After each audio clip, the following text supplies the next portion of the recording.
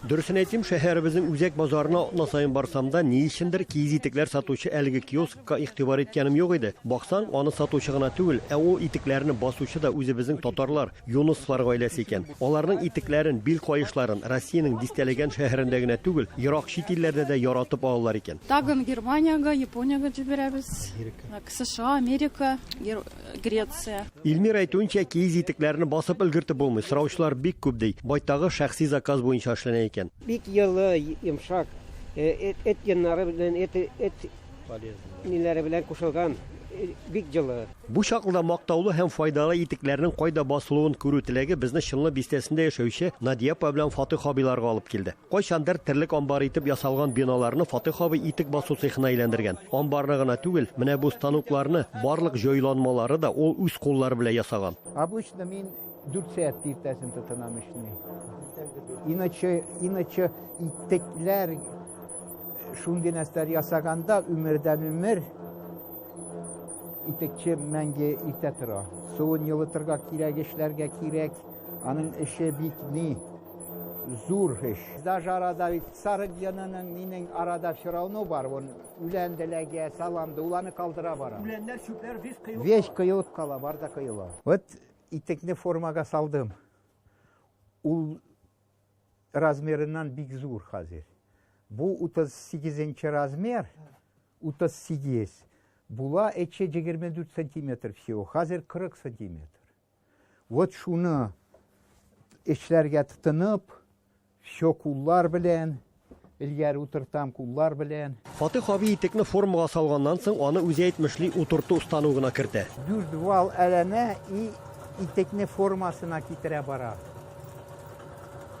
Любой операцияда примерно 1 минут эшләтәсең. Итекченең күрше бүлмәсендә төрле үлчәмдәге дистәлегән калыплар саклана. Буларын инде үзем ясамыйм, сатып алам ди уста. Вот шуларны итек içine әйтәсең, утыртасың, шу итек кысаны, размеры чыга. Ул киез итекләрне калыпка утырту бер нәрсә, аларны үлчәмен бозмыйчан итек эченә җайлап кына кысарклап кертү дә зур осталык сырый торган эш. Соңгы ние кая итекне башын бектек ниләрен, отворотны.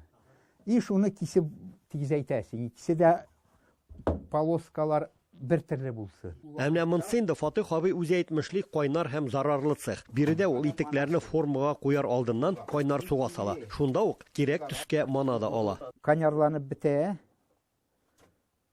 Вот. И кире чыгарасың. Сыгып тазикка куясың и китте дальше процесс. Юнуслар гаиләсе моннан берничә ел элек аркага куярга һәм билгә бәйләргә эт сарык йоныннан, дия мамыгыннан бил тасмалары җитештерүендә җайга салганнар. Основание тебен чистый ару 100% йоннан и килеп чыга. Вот шундый пояслар билгә. Кайсы киясең, бусы позвоночникка рассчитан. Бусыны әкем андың аяктан карт кеше киялмый, теккәннәрне ясыйбыз. Фатих абый бил тасмаларын әзерләп биргәннән соң аларны сыру һәм тегү эшләрен хатыны Надиапа башкара. Эше күп моның. 2 сәгать әлдә моны Фатих эшли истен.